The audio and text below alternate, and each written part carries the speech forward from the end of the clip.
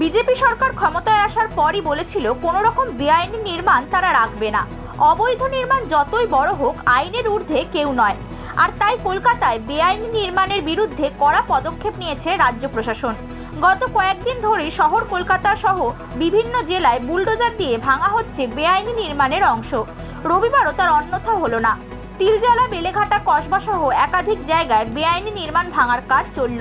কোথাও আবার চলল বুলডোজার।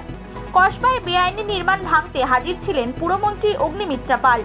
এদিন তিলজলা ৬৬ নম্বর ওয়ার্ডে এক বেআইনি নির্মাণ ভাঙার কাজ চলে। অন্যদিকে কসবার ১৪৩ বিবি চ্যাটার্জি স্ট্রিট এবং বেলেঘাটার বারোয়ারিতলা রোডে বুলডোজার দিয়ে বেআইনি বাড়ি ভাঙার কাজ চলে। এদিন কসবায় যান পুর ও নগরোন্নয়ন মন্ত্রী অগ্নিমিত্রা পাল। কসবা বোসপুকুর অঞ্চলে বেআইনি নির্মাণ ভাঙা শুরু করেছে পুরসভা। ঘটনাস্থলে যান অগ্নিমিত্রা পাল। সেখান থেকে সোনা পাপ্পুকে নিশানা করেন মন্ত্রী। কলকাতা পুরসভার বেশ কিছু জায়গায় বেআইনি নির্মাণ ভাঙার কাজ শুরু করেছে। তিলজলার বাড়ি ভাঙা আরম্ভ হয়েছে বুলডোজার দিয়ে। বেলেঘাটার অবৈধ নির্মাণ বাড়ি ভাঙল কলকাতা পুরসভা বুলডোজার দিয়ে। Bureau report, Hindustan news point.